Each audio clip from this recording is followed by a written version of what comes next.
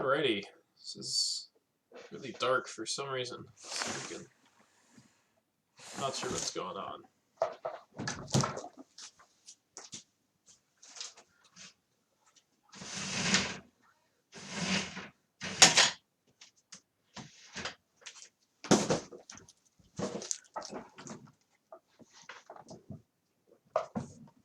Huh, I don't know what's going on.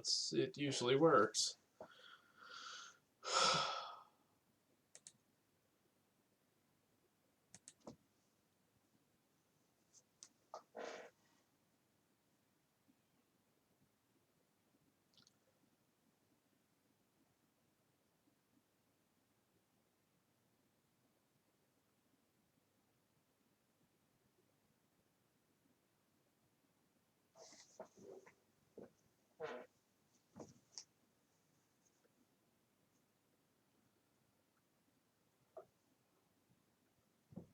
Yeah, I don't know what's going on right now. I mean, I have the exact same setup going as I have in the past. So I guess this is just night mode for everybody. Is the sun? The sun's probably still up in Calgary. But yeah. Yeah, I'm not really sure what's going on. I mean, I could remove the lampshades, but that would get in my eye. So I don't really know what to do. All right, I mean, I guess it doesn't really matter if you can see my face or not, as long as you can all hear me. So, yeah. So good evening, everyone. Today is Thursday, and so on most Thursdays, I'm gonna try to play Ultra Blitz with people. But if I can't find opponents, I also have an educational session on game theory that we can do, which I think is going to be really fun. And then, as usual, everything's going to go to my YouTube channel, which I'll post in the chat, so you can follow me. I posted my session from Tuesday this morning. So yeah, that's the other one. But yeah, I was gonna just send out a seek on Woogles for Ultra Blitz, and if somebody takes it, I will just start playing. But if I can't, yeah, I figured they belong somewhere. Twitch will only let me keep the. Yeah, I don't know. It's probably a reasonable time in Australia. What time is it in Melbourne? I feel like you might be awake. It's 10 a.m. Okay, so we got Noah. That's good. That'll work. So we have Karmas on my rack, which is good.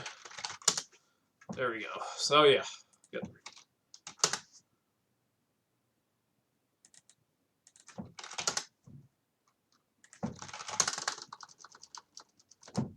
Got that.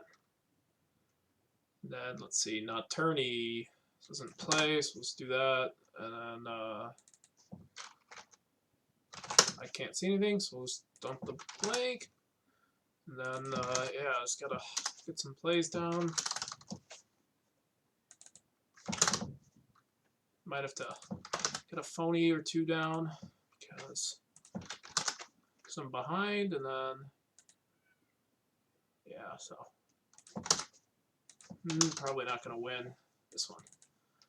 So yeah, playing club games, cool, yeah. So yeah.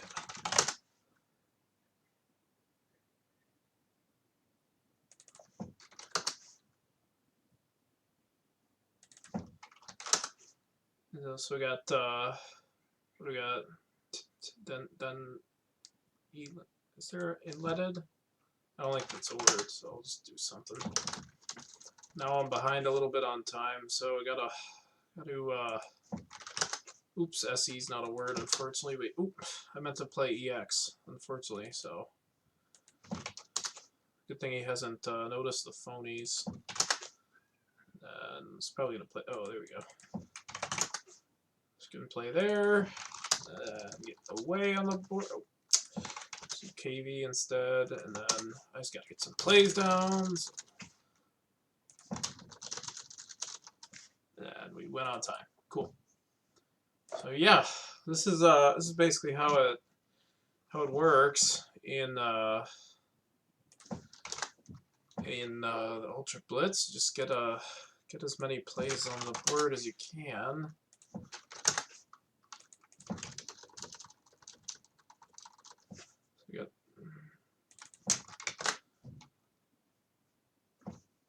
We got Sylvite on the board. There we go. That'll work. Soy, creatine, and then Joe's will play here if he doesn't. Yep, so you get that. Kif and Calf. We're up significantly on both scores. So QIN.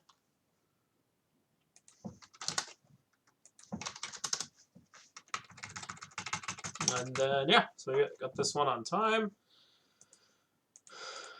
So yeah, I'm happy you enjoy this, Erickson. It's good.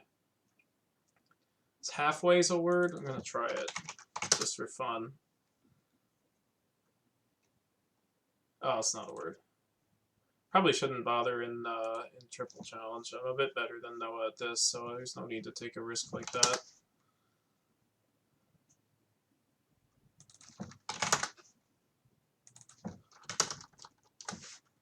Let's see. What's that? Lurch. Oh, it's not a word. Yeah, I wasn't noticing, unfortunately, Piani. So yeah, let's keep going. Where's Noah? Did he leave? Oh, he challenged me to something else. Okay. Oh, he wants to do 5-point? I mean, I guess we can do that. And then I missed, so it's good because I actually just typoed. Oh, can't play unwisely, so let's do that.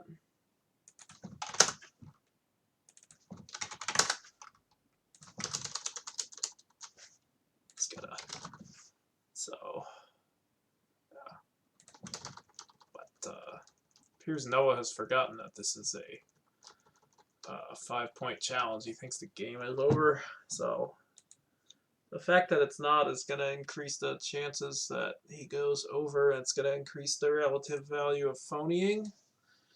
So yeah.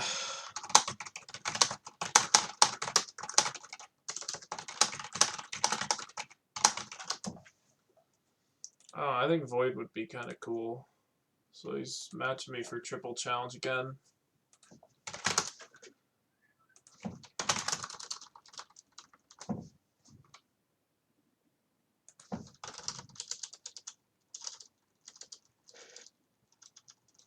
This is unlikely to get blocked, and it's oh, so it did get blocked actually.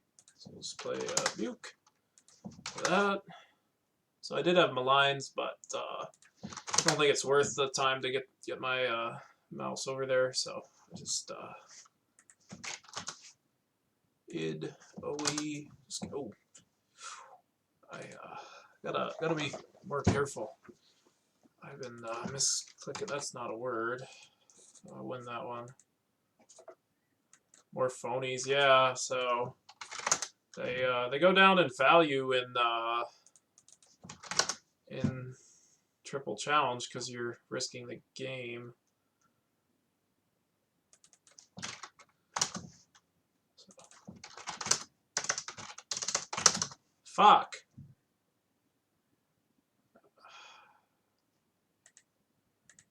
Jeez, I keep typoing, unfortunately. So yeah.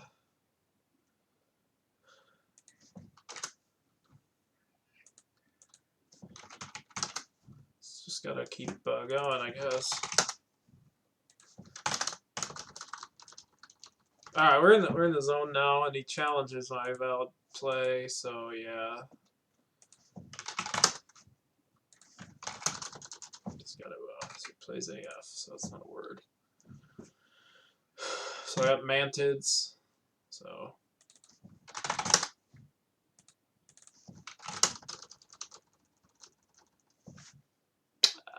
Let's do wheels.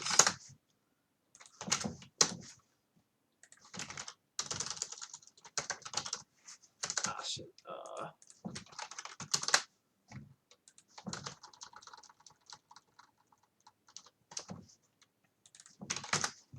This game might actually finish the normal way, so I do have to think about that and not just make random moves. So we have Vitiligo, maybe? Fikey.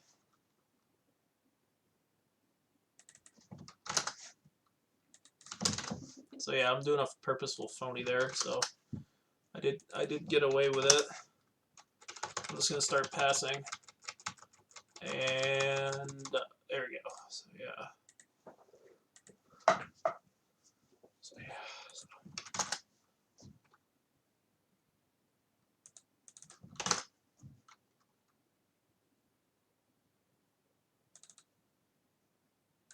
Ah, shit, that didn't take, that's not a word, actually, unfortunately.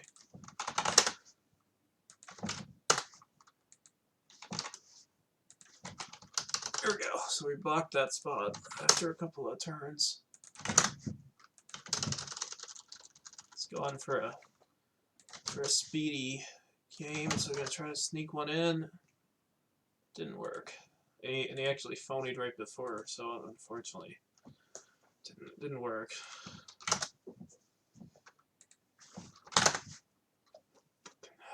Fuck!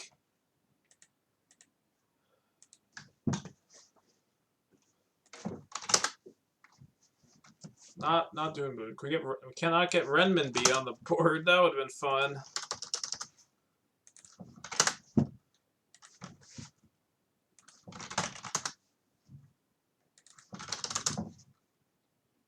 Palatot.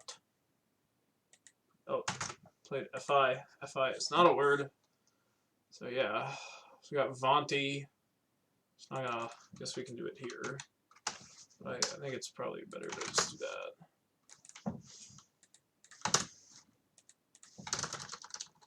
Now I'm already quite a bit behind on time, unfortunately. Got that. Let's see.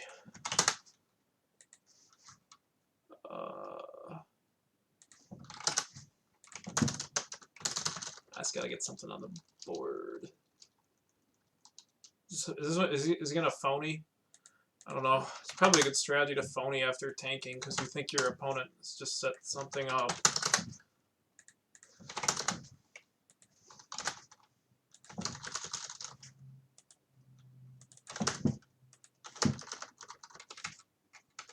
There we go. So we got a phony, so I win.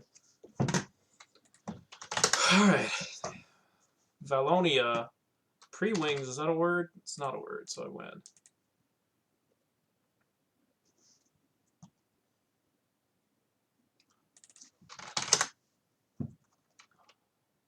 Let's see.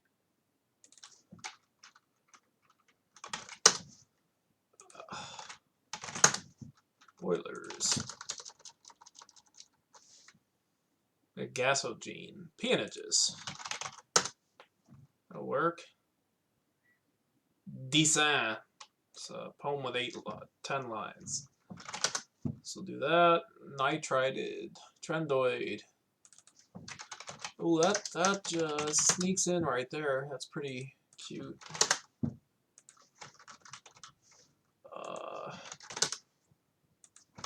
Okay, so building a streak up now. So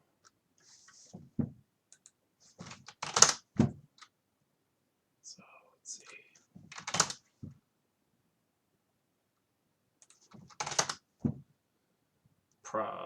Broad. Let's do that. Bid.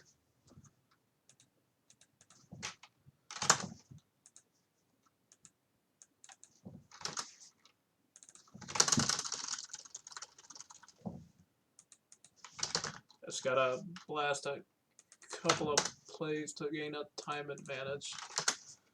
Obviously, that's not actually that good. Q-land, is that a word? I think it is. But, well, a little bit behind. So, there we go. He phonied. Yeah, nitrided. It means to treat with a nitride, I think. And snares. That might work. There we go. Riza. Oh, so he went there. Oh! But he didn't notice in time. So it will be okay.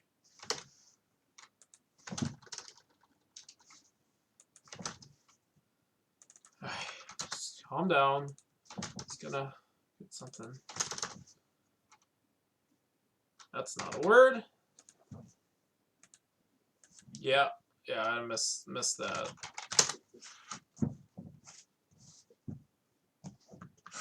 So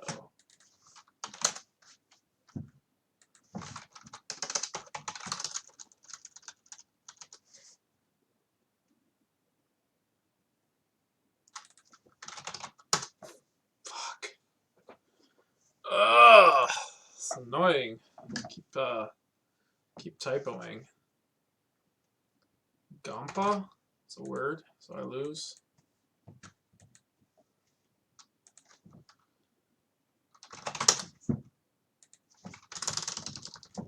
Ah.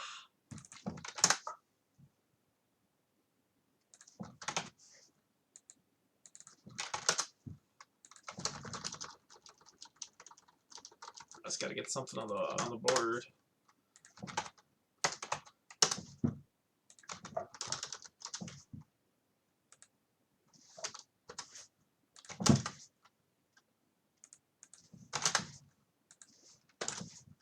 Is he actually playing real words? Hope he is.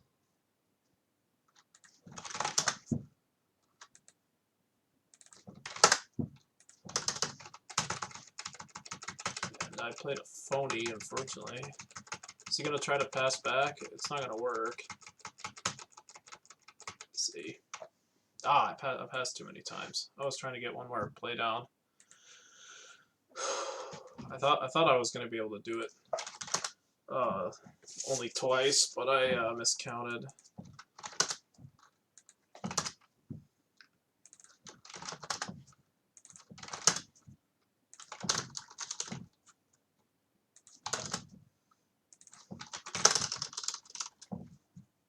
Brilliant.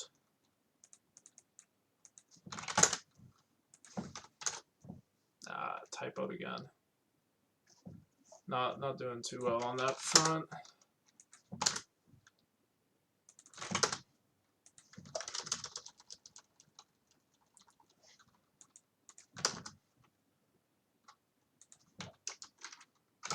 It's not a word, unfortunately.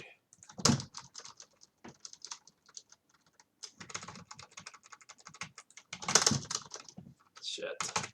Didn't work.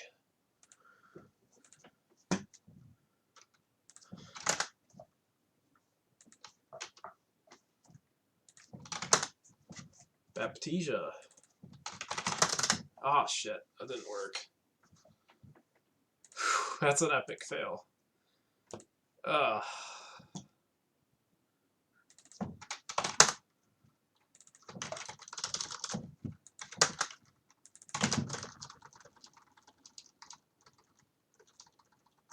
There we go.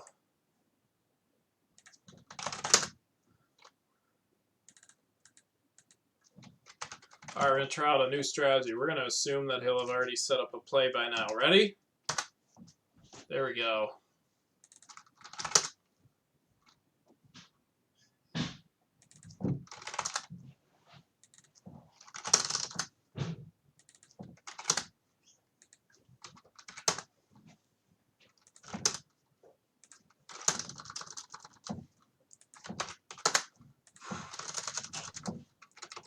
So I'm ahead. Oh, I'm not ahead. Okay, I can't just pass. There. I got him, though.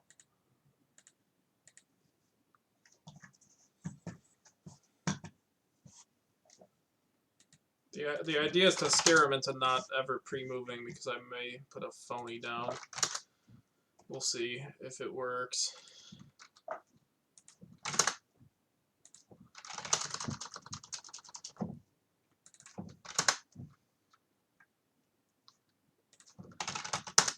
That's a typo, unfortunately. Hopefully, yeah, he didn't notice.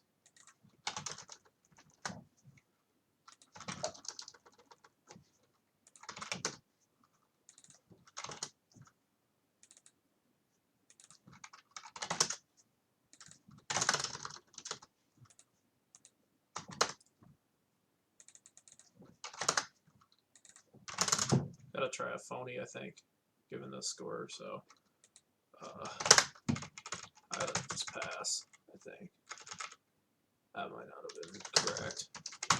Did I win? No, I lost. Okay.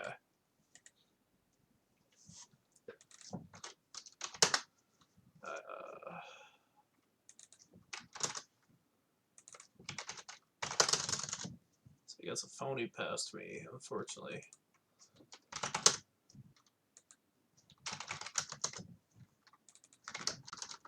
Foamiest, that's a good one.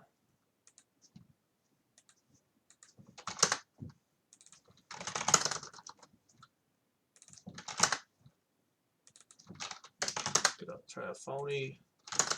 You get it passed. We're gonna see if he's already gonna pre-move. Ready? There we go. Works like a charm, but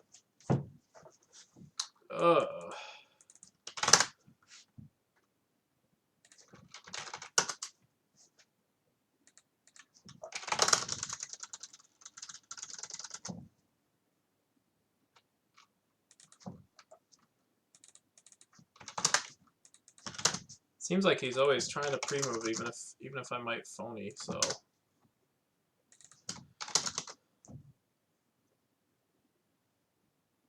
we're gonna try it again.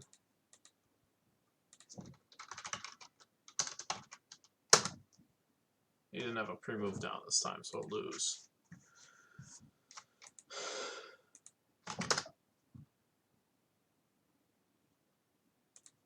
Let's see.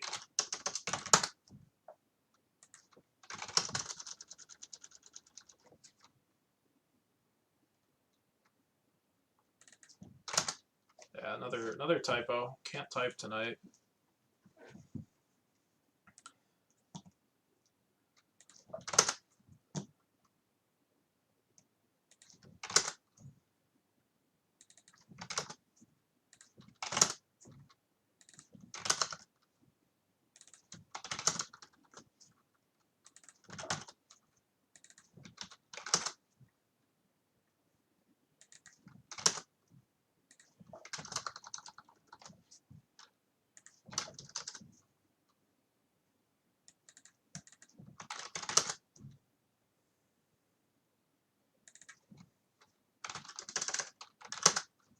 Up on time this time.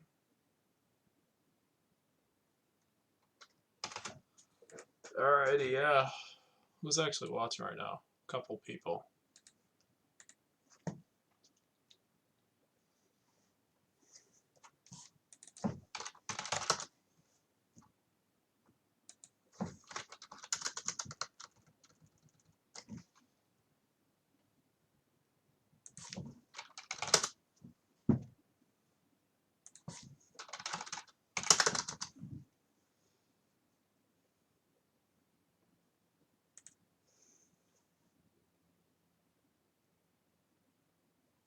I guess this is for all the marbles if you're leaving us.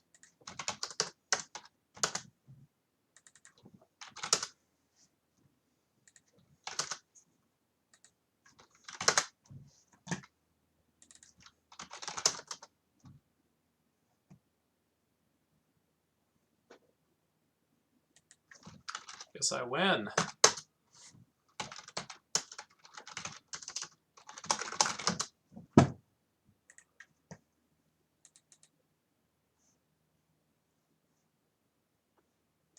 Alrighty, yeah. So that's basically how how Ultra Blitz goes.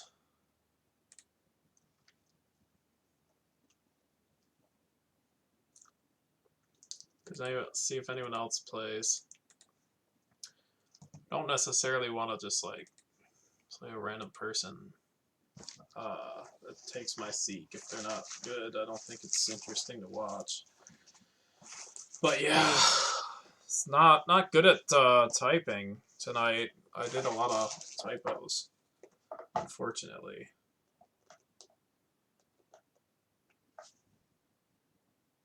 So we'll see if anyone else takes my seek. But it's okay. I got like slides on game theory planned for if nobody watches. So yeah.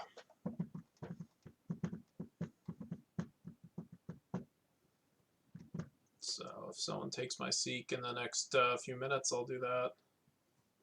Otherwise, we got other things planned.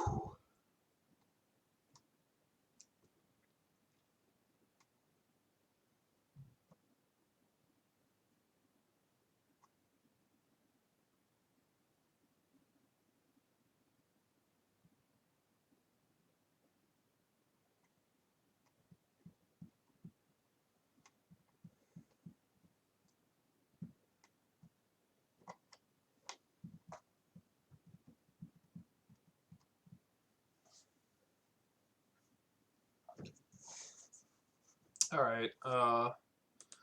We will probably give it 3 more minutes, and then if I don't get anyone good to take my seek, we'll go into the lesson that I had planned as a backup.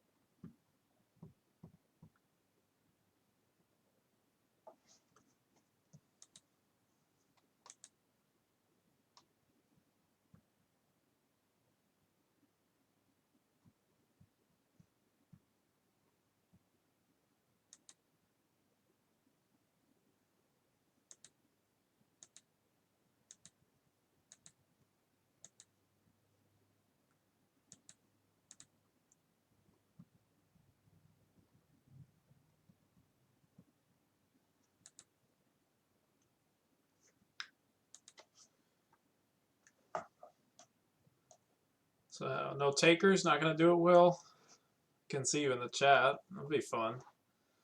But it's okay because I do have a lesson planned as backup in case I don't find any good opponents on Ultra Blitz.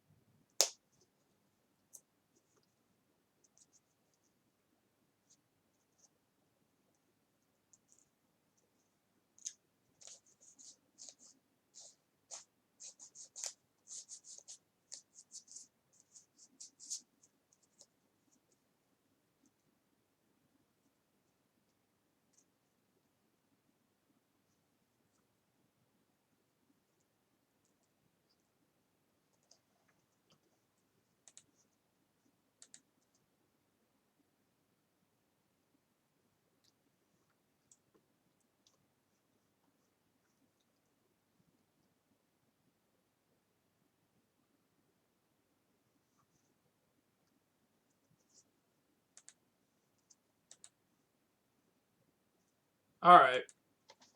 All right, it's been 3 minutes. Let's just do the lesson that I had planned as a backup. So, yeah. Okay, so the lesson I got planned for today is going to be about game theory in Scrabble. And as a bit of a warning, I am going to have a lot of poker examples in this, and that's because poker is another game of incomplete information, and that makes it similar to Scrabble. And so that's why we're going to have some poker examples. And a lot of Scrabble players play poker, myself included. So, yeah. So, cool. So, first thing is to get some definitions down. We're dealing with complete and incomplete information games.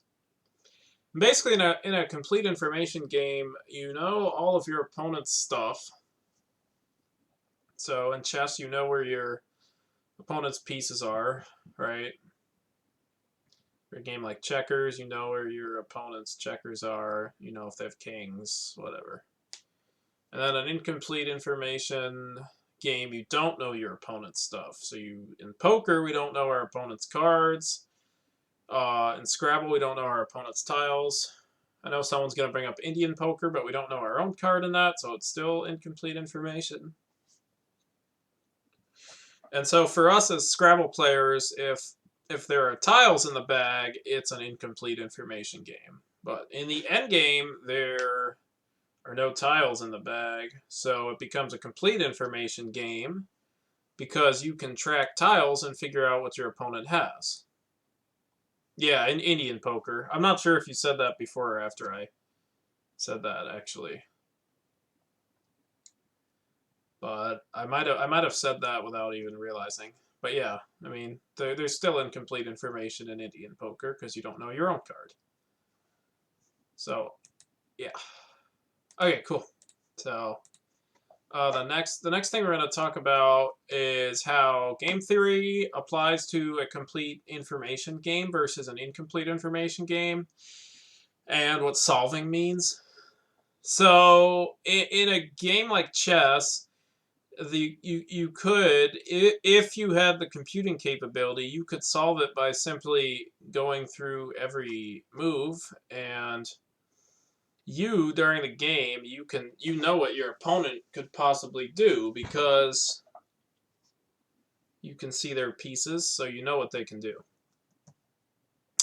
And so what this means is that when you see a game of chess, we could theoretically, if we had computing power, we could theoretically look at a game of chess from any position and just say, white wins, black wins, it's a draw.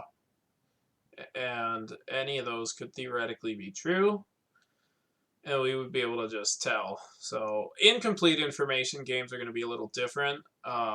We need to consider what kind of stuff our opponent has before considering what the correct move is based on their stuff. And then we also have to take into account the fact that they're determining the correct move based on what they think our stuff is. And so it becomes this back and forth of thinking about what you have based on what your opponent has. And so if we were to ever solve Scrabble, which is also theoretically possible in a game theory sense, it would entail something slightly different. Hi, Dad. I am having a weird problem with my cameras. I don't know what's going on. It worked last time with the exact same setup. I don't know what's going on. But yeah, so there's a lot of light in this room, unfortunately. The only other thing I could do would be to remove the lampshades, but then they'd be in my eyes.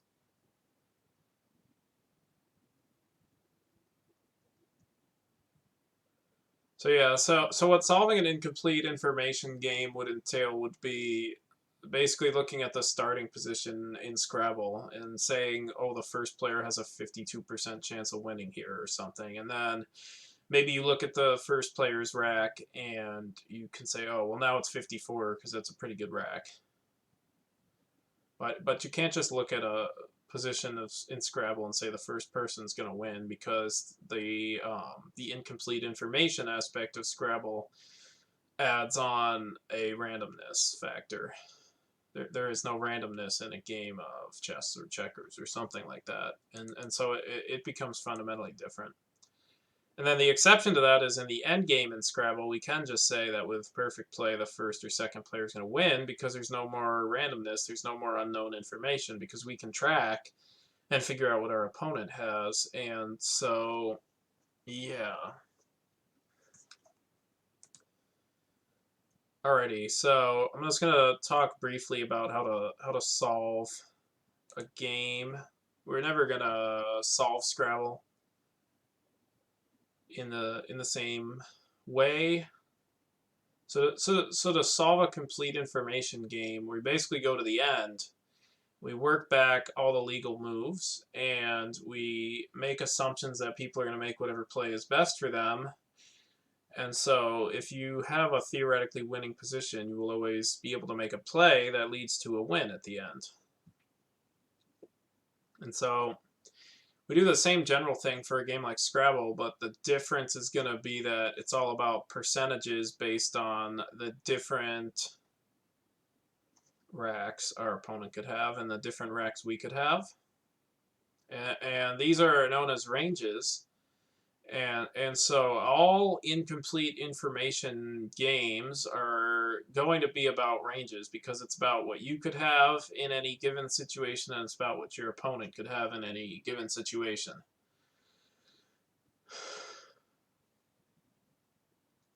And so that is really the sort of the heart of Scrabble and the heart of really any incomplete information game.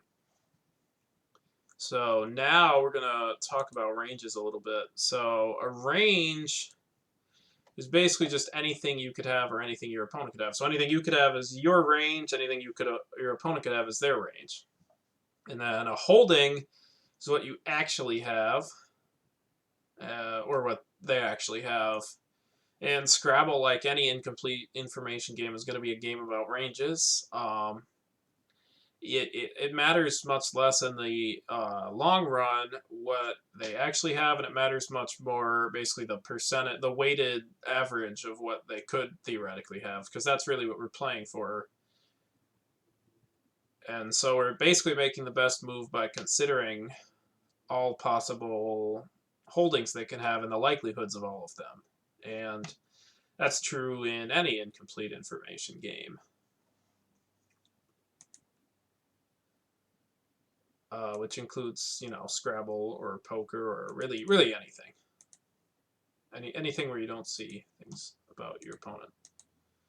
Okay, so with ranges becomes range balancing, and this is a big thing in poker, and it should be a big thing in Scrabble, but I think a lot of people don't take it seriously enough. So we're gonna consider a poker example. So you're the big blind, and we're playing against the button, and the button raises us. It's folded to the button, and they raise us, and then the small blind folds. So if we look at optimal charts that talk about pre-flop play, they're gonna tell you to 3-bet 5-2 suited, and this looks weird, and it looks like you're gonna lose money doing it, and you actually are going to lose money doing it, but that's okay. And the reason why it's okay is because part of your value, your EV, or your expected value, comes from the fact that your opponent will be more likely to call you if you were to have aces or kings or another good hand. And so it's important to remember in that poker example that if we only 3-bet things like aces or kings, we would just fold out our opponent every time we did that. And then if we call instead of 3-bet, then they know we have a weak hand, because they know the strongest hands are getting 3.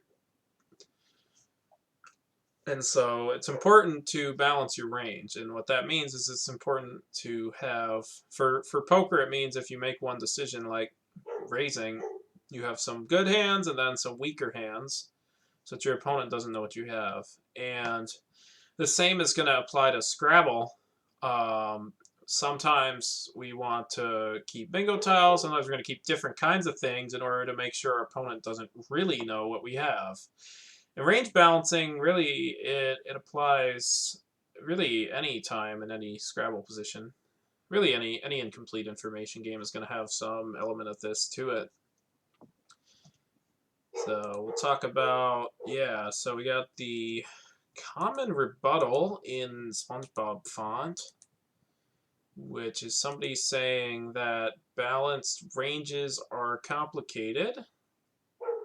And for that, I say they're not, because if we have 5-year-old kids on the playground, they play rock, paper, scissors. And even at 5 years old, they don't pick rock every time because they know that if they do that, their opponent will pick paper every time and they'll lose.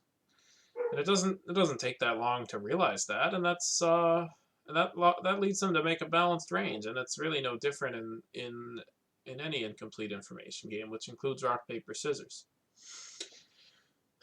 So I'm assuming you're a mature adult. No, but I'm assuming you're at least 5 years old. So I do think you can figure out balanced ranges.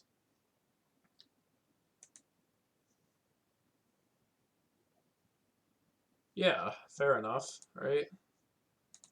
So we're gonna talk about one example, and this one is going to be the fake setup. And so we make a play that looks like a setup, and it's not. And our opponent, a lot of the time, is going to make a blocking play, and that blocking play is often going to be a big sacrifice. And remember what I say every week is that sacrifices made by our opponents are going to be part of our equity or our value, our expected value, and so that's a very good thing to force your opponent to make a sacrifice. And so the issue comes where if we always have it when we're making a play that looks like it could be a setup, then our opponent is going to block it every time, and their sacrifice is going to prevent an even bigger play by us, and so their sacrifice is going to be worth it. So we want to make it so that our opponents are sacrificing when they are not actually preventing anything bad from happening, and therefore they're making a sacrifice for no reason. That's good for us. So the way we're going to do that is by making a fake setup. And so if we're going to have a balanced range, there's going to be a standard looking play like making a bet with a good hand, right? And then a balancing play is going to be making a bet when you have just like a flush draw or something. And that part of betting with a flush draw, what gets value out of it is the fact that they're also going to call you if you have a good hand, because they know you could be bluffing. And the same principles are going to apply to Scrabble. So I'm going to open up Quackle, and I'm going to show you one example of a real setup that could have been fake in a slightly different universe. So go back to Quackle, and here, and just as a warning, this is actually a TWL game. I couldn't find a great example in Collins in the time crunch, so we're gonna have to make do. So here we got Josh Sokol versus Will Anderson, and it is Josh Sokol's turn, and he makes this play of Fug, and it scores 7 points. Now, if you're Will and you see Fug go down, you're probably going to wonder to yourself why Josh didn't play Tug, which scores 8 points and uses the same tiles. Or gun, which also scores 8 points and uses the same tiles. And so you're going to think it's a setup. And if you're Will Anderson and you don't make a mistake here, you're going to play Litho for 29 instead of any of this, because Litho blocks the setup. And so if we are Josh, we are going to lose out on a lot of value every time we play Fug if it's always a setup, because our opponent is simply going to always make a play like this. And Litho is a sacrifice, and that helps us, but Fug gets a lot of its value. See, this is actually a TWL game, so this would be the best play in TWL. Fug gets a lot of value out of forcing your opponent to block. We can't, if our opponent always blocks, Fug gets some of its value out of the actual Q plays that result from it. And so if our opponent always blocks, we're not getting any of that, and their sacrifice will be worth it. So the way we're going to balance this is by sometimes making Fug with just like a rack like this. And you can see that's not good in TWL, but we can see that in TWL, if we do that, Tug is going to show up as the best equity play with this rack. So what we're going to do is we're going to play Fug with this rack. And if we have this rack, if our opponent plays Litho here instead of Flexor, then we've basically just forced them to make an 11-point sacrifice for what's ending up not actually blocking much. This might not be the greatest example because the board is pretty closed and Litho blocks the last bingo lane. But it still shows the point I'm making, which is that if we make a fake setup and our opponent blocks it, their blocking happens for nothing. And if our opponent plays Litho, we'll just play Ursats. It's still a pretty good play.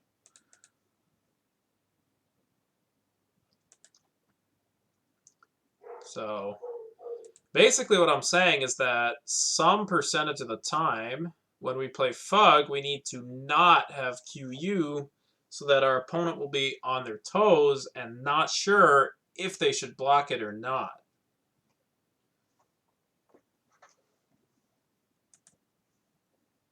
So that's the fake setup.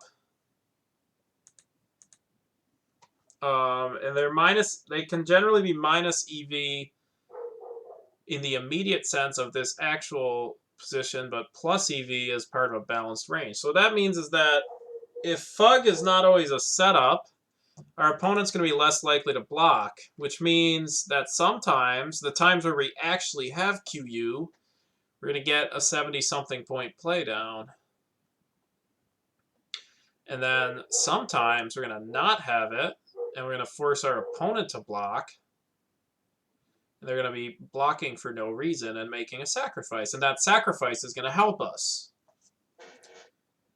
Does everybody get that? Please, I do see some people in the chat, so please tell me if you understand that.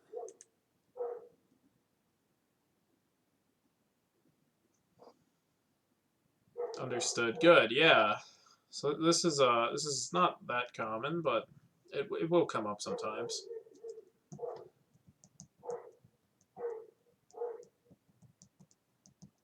Okay. Cool. So we'll move on and we'll talk about, yes, fake setups too, but I think I already talked about it. So sometimes the setup will be fake, and sometimes when it's not a huge sacrifice, our opponent will block it. And this is known as a Nash Equilibrium. It's named after John Nash, who studied game theory. And basically a Nash Equilibrium is the point where we are going to be indifferent to whether or not our opponent blocks it when we are considering our entire range. Okay. So we're going to talk briefly about GTO versus exploitation. So GTO means game theory optimal. Definitely not optional in Scrabble. It basically means we make the correct play under the assumption that our opponent is also capable of GTO. And so this is a recursive definition, which means I'm defining something in terms of itself. So we're basically going to have to drill down to the base case, which is the game ending, and we're going to work back. And at every step, we are basically going to look at the correct play. And so we could theoretically solve Scrabble based on going all the way to the end, which is a complete information game, and therefore easy to solve, and then work back based on potential end games and potential racks we could have. So if we were to actually solve Scrabble, which will never happen in any of our lifetimes, even though I would like to be proven wrong, because that would be cool, we would basically just work back to the game state at the current stage. Then we would consider the history that led to the position happening as well. And we would basically, oh, I'm still in Quackle, sorry. Gotta get my PowerPoint up. There we go. So yeah. And we would look back, but there would basically be a correct play based on the game state. And the correct play can be a mixed strategy. It doesn't just have to be one play, but there is a correct play. That is GTO. And then exploitation happens when we think that a play that is not GTO will work better against an opponent that is not capable of GTO. And no Scrabble player, even Nigel's not that close, but no Scrabble player can play GTO, myself included, and so we're all capable of it being exploited. But the problem is when you try to exploit somebody, you're opening yourself up to being exploited. Because let's say our opponent picked, we're playing rock paper scissors, and our opponent picks rock 100% of the time. So we can exploit that by picking paper 100% of the time. But the issue becomes the fact that if we pick paper 100% of the time, our opponent would pick scissors 100% of the time. And so instead of this sort of cat and mouse game, what we're probably going to end up doing is ending up at an equilibrium where we pick rock, paper, and scissors all 1/3 of the time.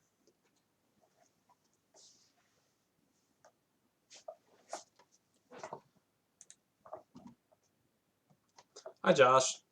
Thanks for coming.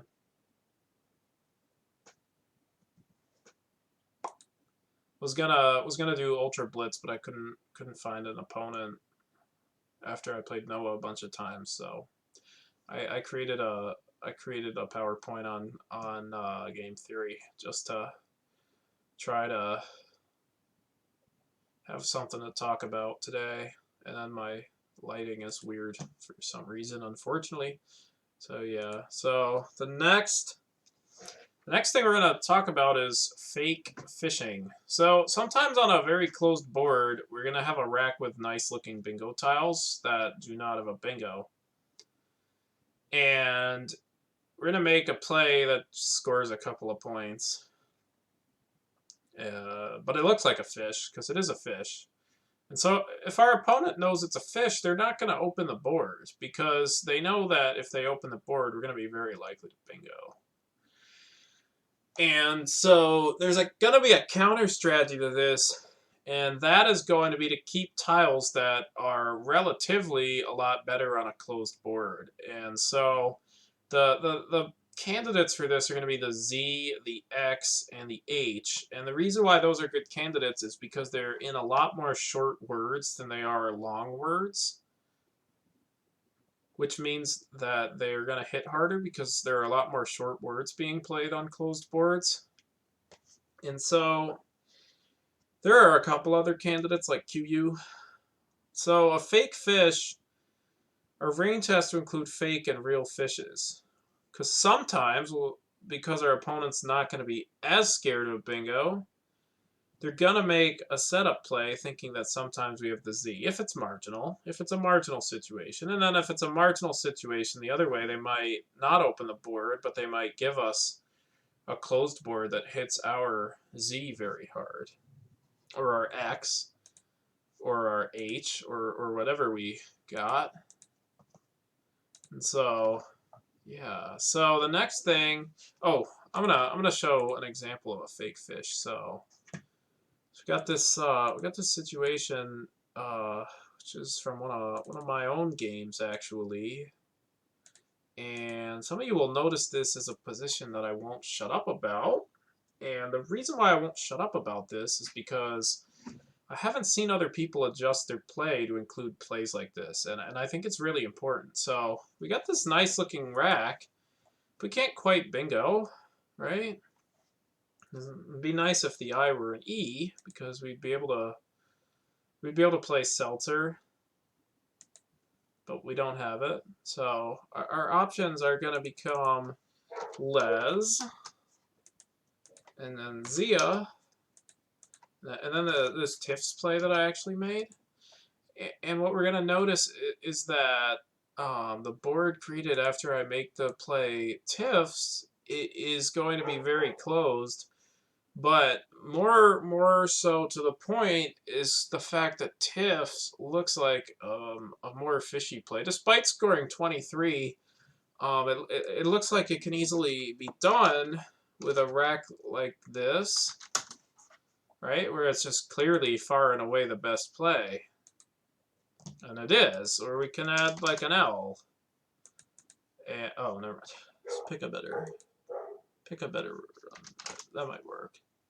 Tennis, Satine, yeah. But basically, a large part of my range is going to be racks like this, where let's keep forcing it. That might work. Tanis, this doesn't play, so all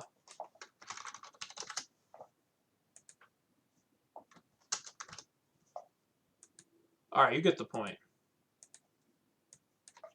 And so the net effect of this is going to be the fact that when I make this play, because the score is close, like I'm only going up by 14 after I make this play, my opponent's not going to feel desperate to get his own bingo down. And so he's going to make more defensive plays, like he might. And since he thinks I have a lot of low-scoring tiles, he's going to think that opening up this triple is safe. Because most of the time it is. But this time, since I have the Z, I'm able to create the closed board that I want because of the fact that I'm sitting on a Z. And that's exactly what ends up happening. He ends up making this play, which seals off this quadrant of the board, and I get to sit on the triple. This time I didn't get to use my Z on the triple, but the idea was there, and it could have happened. And then we're gonna do another fake fishing example. Is actually gonna come from the same game with Josh Sokol and Will Anderson. So here we got Josh Sokol versus Will Anderson, and we're gonna look one turn later, and we're going to edit Josh's rack to something like this. All right, storage. Oh, storage. Okay, we're gonna edit Josh's rack to be like something like this. Oh. So, oh, that doesn't work. There we go. So, one thing that Josh Sokol would consider playing with this rack is just go, right? He needs to give himself another lane. But the problem with just doing go always as a fish is going to be that Will Anderson is probably always going to block the lane here, because if Josh does go as a fish, then he's always fishing. So we're going to balance it by also doing go with a rack like this. And if we do go now, then Will is going to block this lane, and then we're going to be able to draw a lot of different cue plays like Quango or something. Quate, Quare, Quail, whatever. It doesn't matter the exact. But we're going to get a lot of cue plays down over here. Yeah, so we got a fish. sometimes when we make a play like go, but then a play like go also has to sometimes not be a fish, so that if we have the fish, that lane's not going to always get blocked. And if we have the Q spot's not going to always get blocked. Does that make sense to everybody? Can you comment in the chat? And then also talk about the previous example where I had the Z when it looked like I was fishing. It's important to note that relative leaf values, which I talked about the first week, are in play here. Normally QU isn't that good on a closed board, but because of Fug on the board and we can play Fugu, the Q becomes a very valuable tile if we can get to a 5-letter word that starts with QU.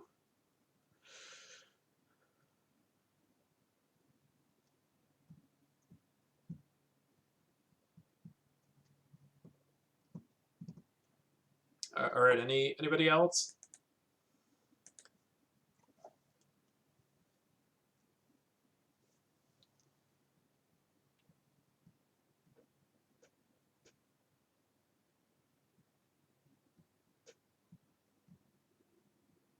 Multi-tabling Twitch. Who else are you watching?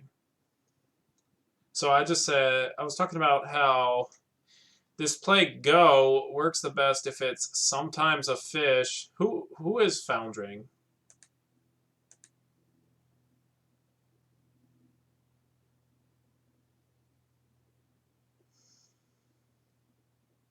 Good question. Okay. Who is Wanderer 15? Just some random schmuck. I promoted him to VIP to make him feel good about himself, but he's just some random fan, like almost like a stalker. But yeah, so go works the best if it's sometimes a fish, and sometimes we're sitting on QU, but we don't quite have a 70-point play.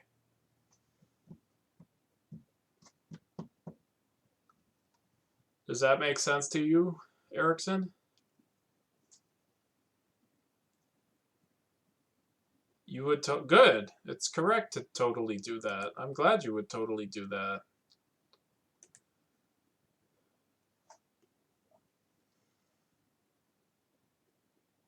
Good.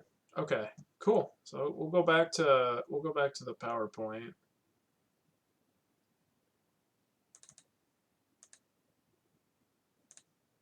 So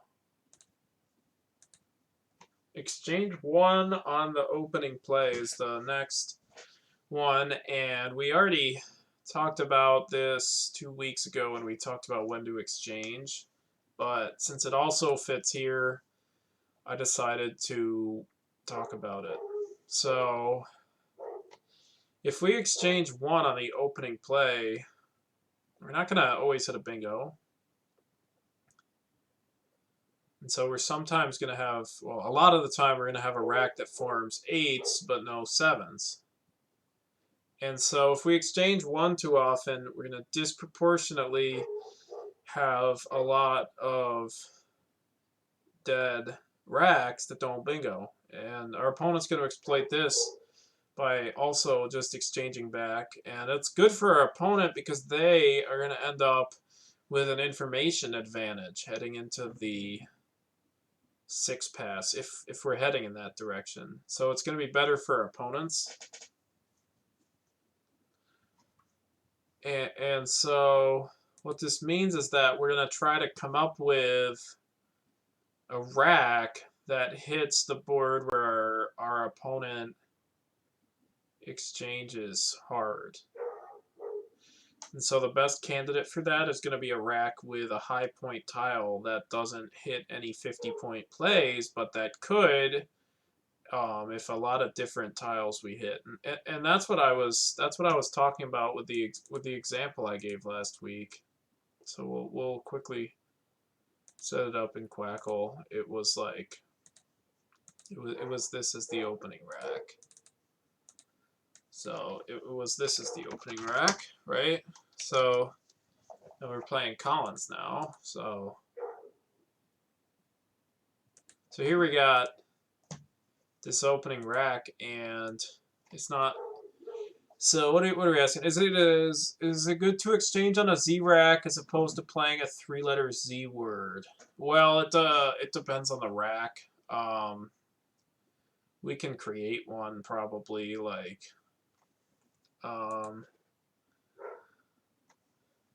we gotta just pick one that hits a lot. It's generally easier to find with the Q because there's a lot more words that start with Q relatively to the Z. So I don't know.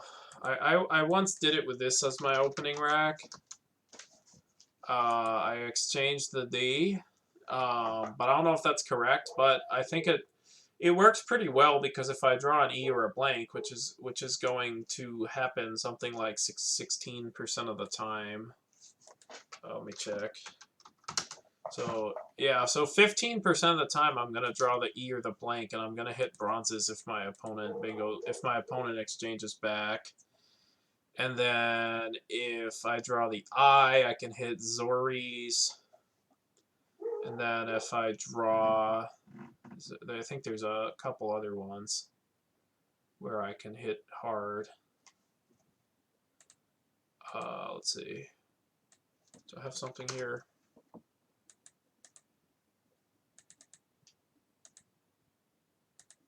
Bonza is decent. It's better than my current options.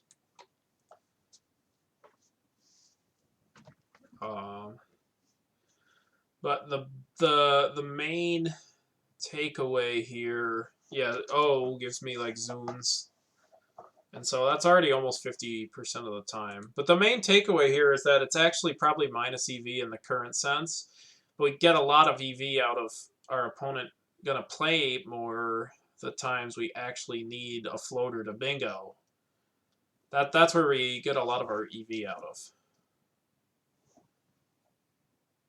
But we have to do it here or else our opponent will exchange back a lot. And when we have a rack that bingoes something like 30% of the time, we want our opponent to sometimes give us floaters, right? But they're not going to give us a lot of floaters if we're always exchanging like that. They're going to exchange back, so then we're going to have to do it with a rack like this where we have outs to hit something really good, where we actually want them to exchange back, because then we have outs to just hit the 50-point Z play, or the Q play. Right, so I mean, it would be a rack like this. Oh, we can exchange two, and pretty much as long as we draw vowel, we can. I guess this works fine, right? Pretty much as long as we draw vowel, if we exchange the N and the V, we're gonna hit a 50-something point play. And so we're basically balancing our range with racks that we want our opponent to exchange back and racks where we don't want our opponent to exchange back. It's like how if you bet on the river in poker, sometimes you're going to want your opponent to call and sometimes you're not going to want them to call. But you have to bluff so that they're more likely to call if you actually have it. Does that make sense to you, Erickson?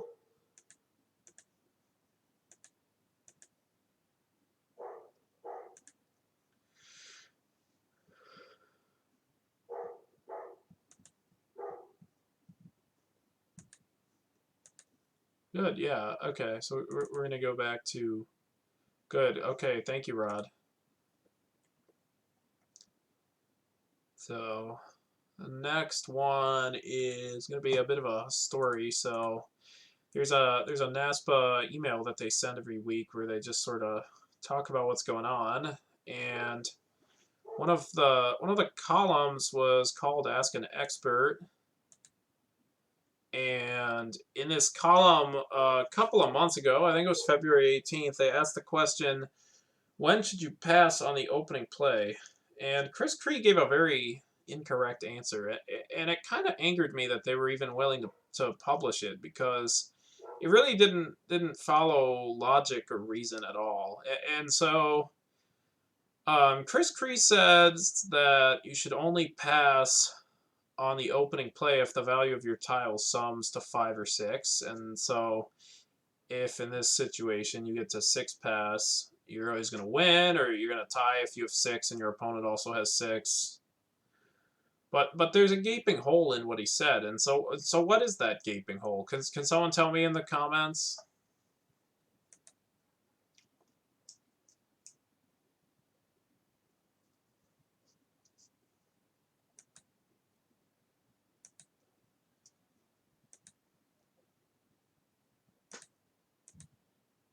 Anybody?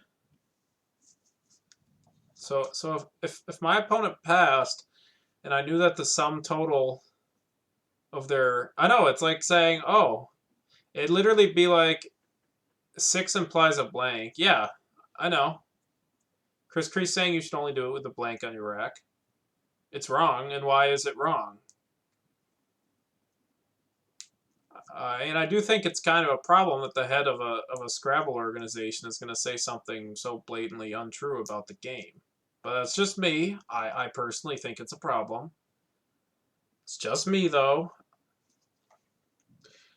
So if I'm Chris Cree's opponent, and I know what he said about passing on your opening rack, and he actually passes on his opening rack against me, do you think I'm ever going to let him get to a 6 pass?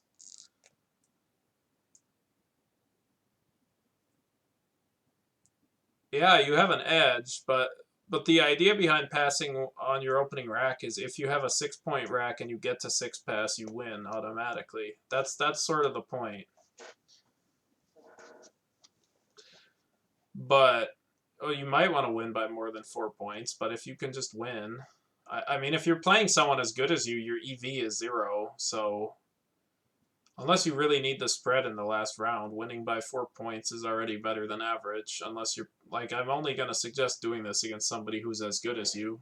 If you're playing someone rated 5, yeah, hi Josh. I don't know what happened. I mean, I have the exact same setup going, and it's dark today. But we're talking about passing on the opening play. We're talking about one of the NASPA weekly emails from a couple of months ago where Chris Cree claimed that you should only pass on your opening rack if your letters on your rack sum to 5 or 6. And so what is the counter strategy to what Chris Cree claims is the question I'm asking. Can you enlighten us, Josh? What would you do if you were playing Chris Cree and he told you that this is what he does when he passes, and then he passed against you?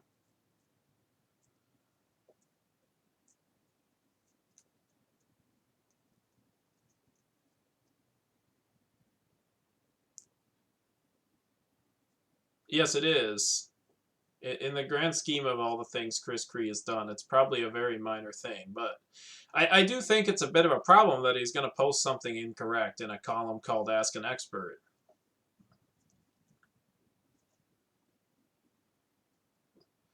Like if Dean Eggs told you to never bluff because if you bluff and you get called, you lose, would you trust him because he's Dean Eggs? No, he would get laughed out of the room. Exactly, Rod. That's exactly what you would do. Well, we don't necessarily have a bingo, Erickson. We have 7 random tiles, but what we're gonna do is we're gonna exchange twice if we don't have anything good to do. And on our 3rd turn, there's been 5 passes. We know he has 5 or 6, so we're not gonna go to 6 pass. And we're just gonna make a play. We have a pretty damn good chance at bingoing since we get 2 free exchanges. We might be bingoing like half the time. And so, yeah. Just pass the next time you play Chris. Yeah, but you should pick a high point rack to do it because he won't go to 6 pass if that's the way he thinks about it.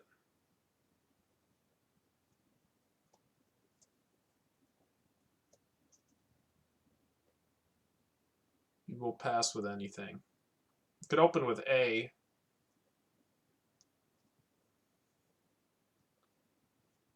I mean, I don't think it really matters if you take 2 minutes. I mean, I've already come up with a passing range. If I ever draw one of them in a real tournament, I'm just going to instantly pass.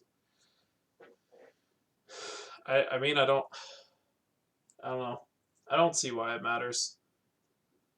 But I can see why you might think that. I've already come up with a passing range. So if I ever pass in a tournament, it's just going to be instantly. And so if we only ever passed with 5 or 6 point opening racks, our opponent would simply exchange twice and then make a play unless right away they had a bingo. That should make sense.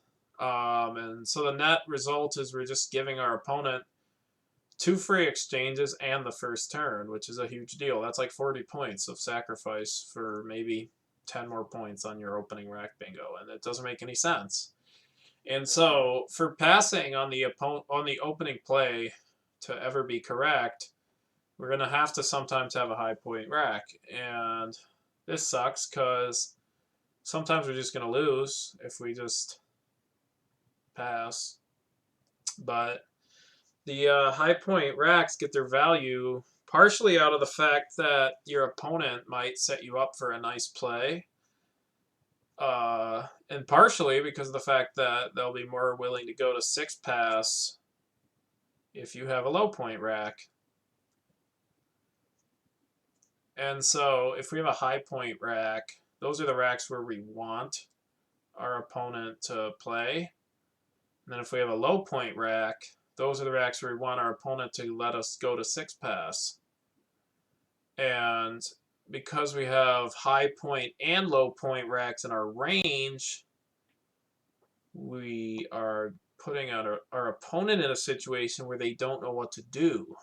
And that's sort of the point. We don't want our opponents to know what to do. So to figure out what percentage of the time we have a high rack and what percentage of the time we're going to have a low... Does this assume our opponent is sophisticated enough to realize that we could be balancing? Yes. If your opponent's always willing to go to 6 pass because they think it's cool, then you're going to always have a low point rack. If your opponent's never willing to go to 6 pass, then you're only going to do it with racks that are 1 away from an 8-letter word.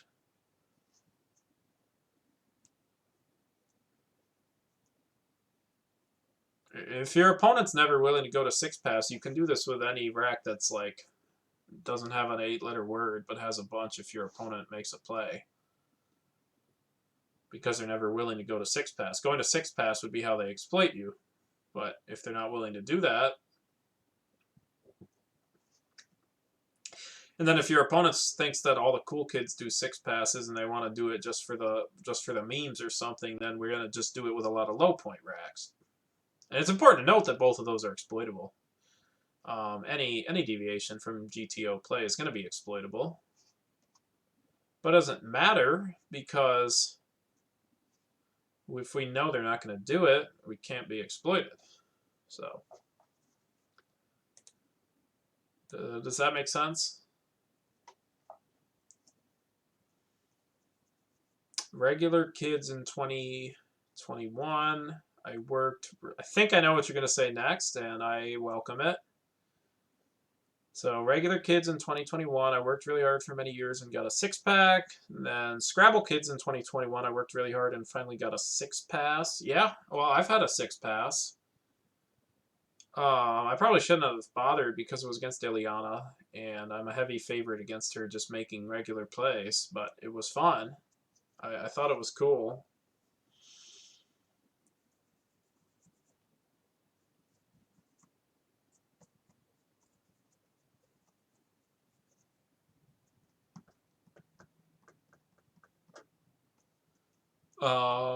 So, okay, you're gonna do some chess stuff. Well, thanks for stopping by. Probably gonna be done in like 20 minutes, so you might not be able to come back. But thank you for stopping by. I'm glad you came.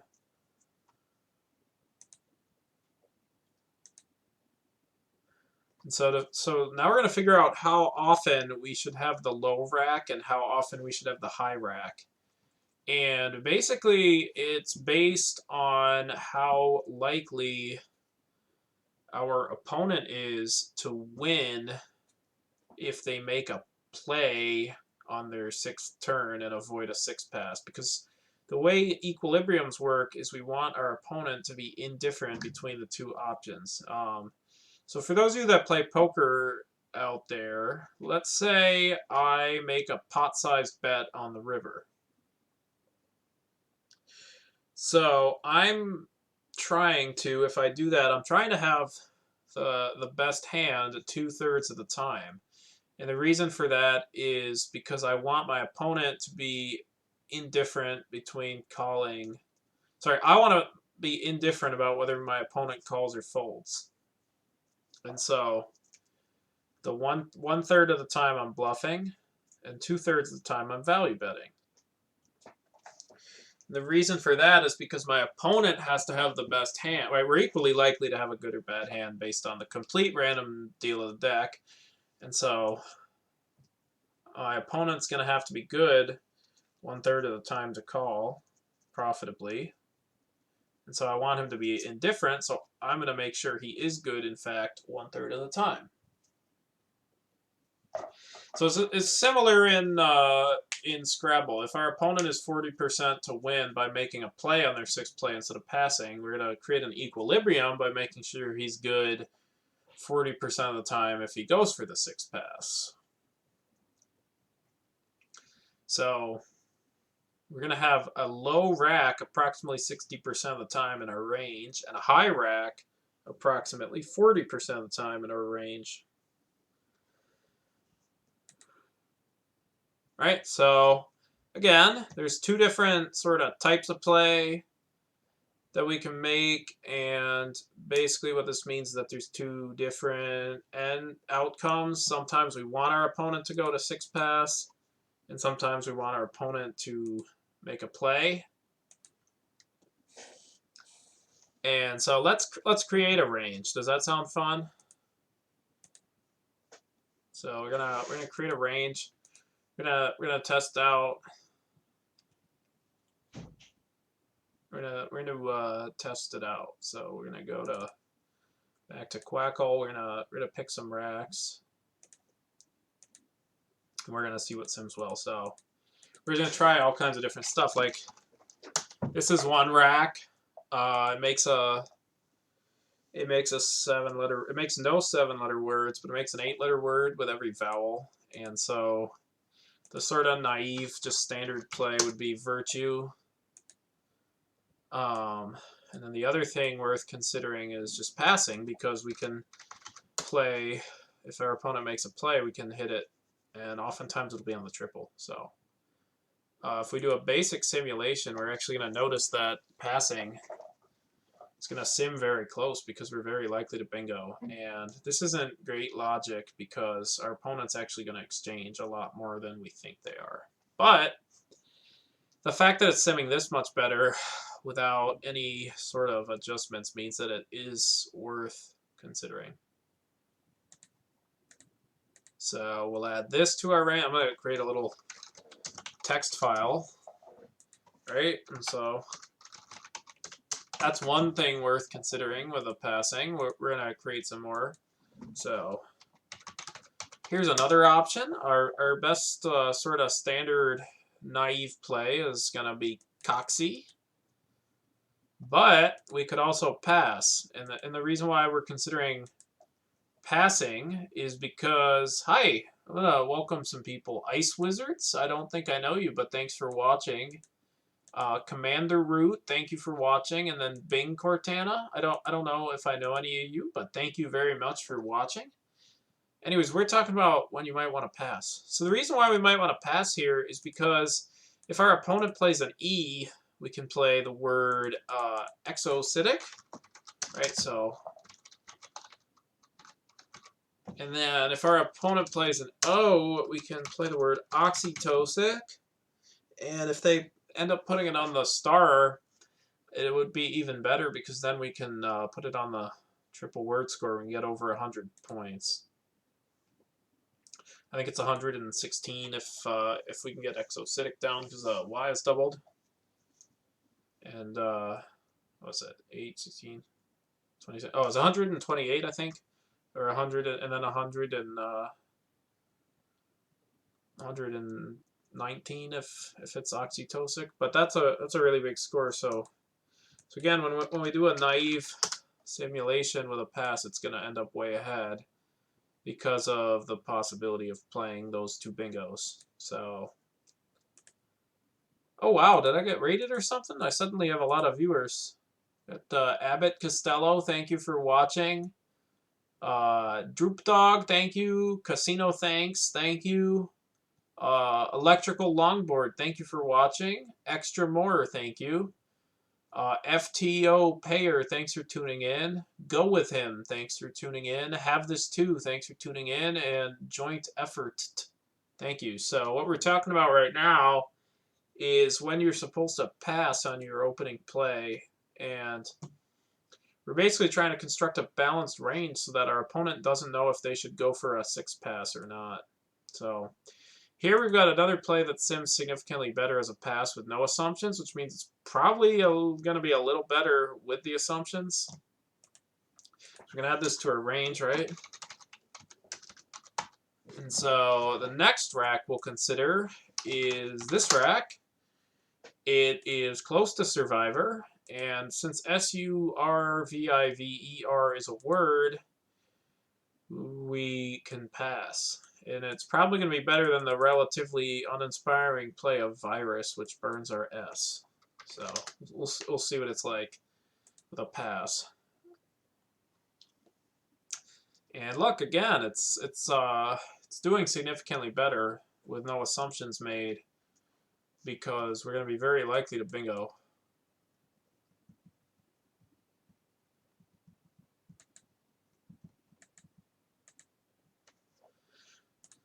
So we're going to add that to our range. And now the problem is, at this point, that we got a lot of high racks.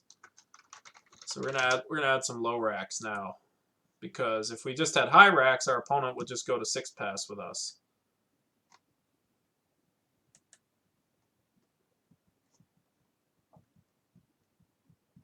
So now we're gonna add a rack like. So now we got this rack, and there's all kinds of stuff we can hit as 8s if our opponent lets us, like by putting a play down, like Libation, or Dilation, or like Elation, and those have different tiles in them. So our other relatively uninspiring plays are going to be Aeoli, or Oi, or maybe exchanging the I and the O, which is probably going to be a little bit better, because our opponent can do more off of this. And then we're also going to consider passing. And so here, it looks like passing is not going to sim quite as good. So this might not be the best candidate as a low scoring rack, but remember, if we're going to do it with a high rack, we have to pick some sort of low rack to do it, and this might be the best candidate for the job. I don't know. Another candidate would be something with no bingos and 2 blanks. For instance, this.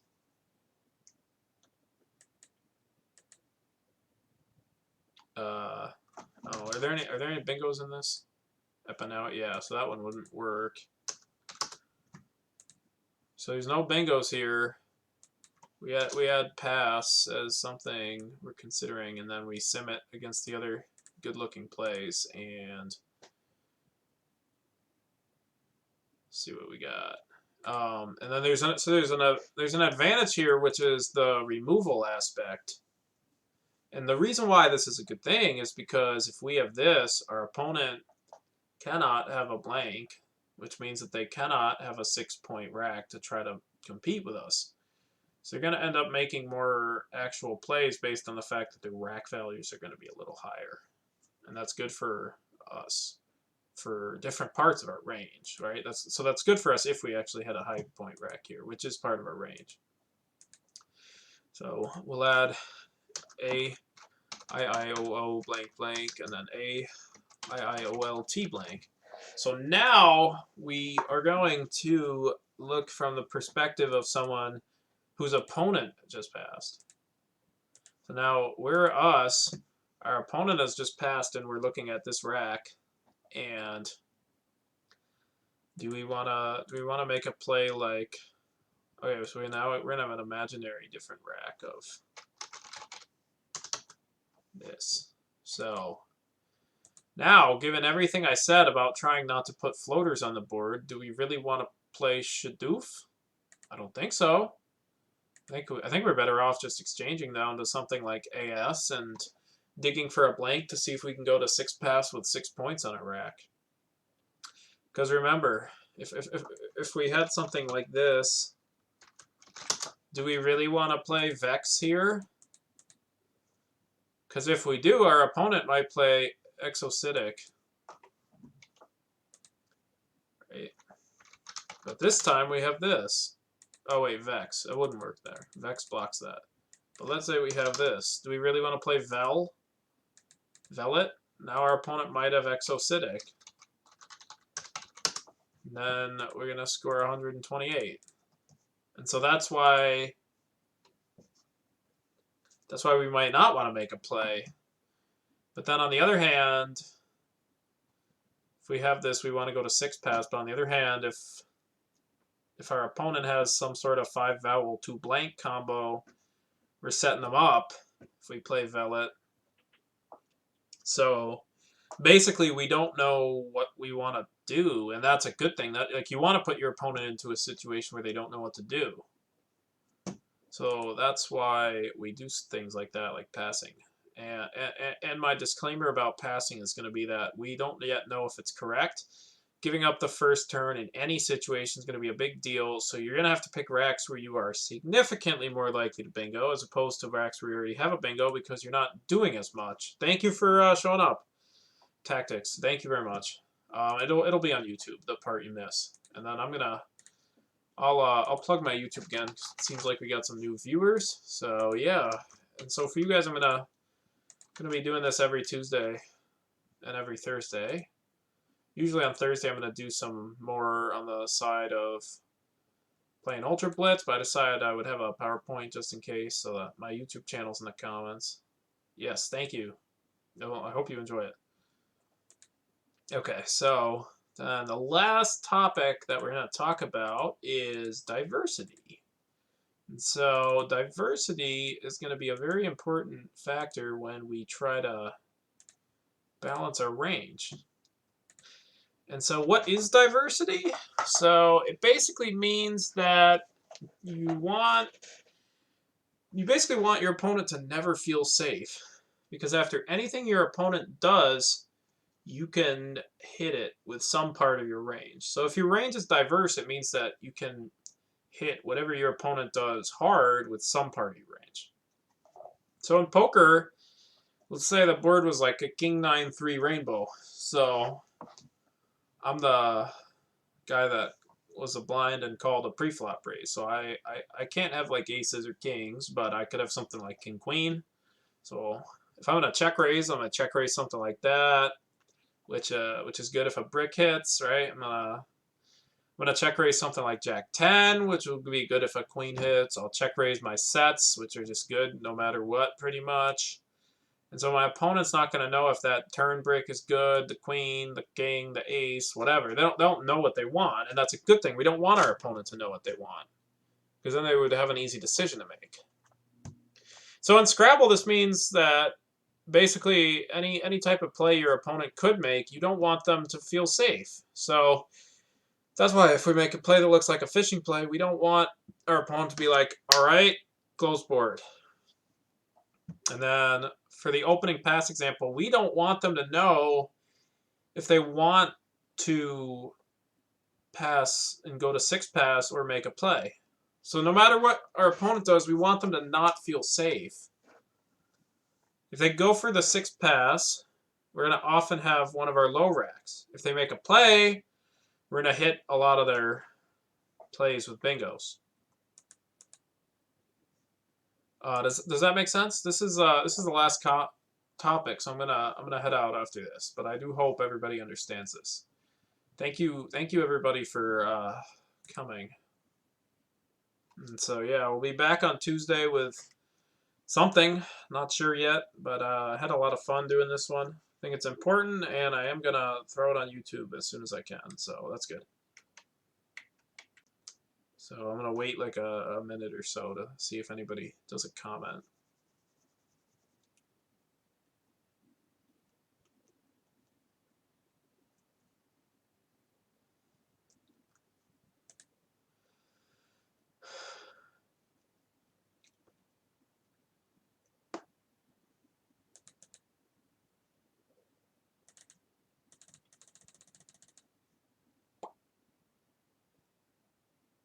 Alrighty, well, thank you everybody for tuning in, and I will see you.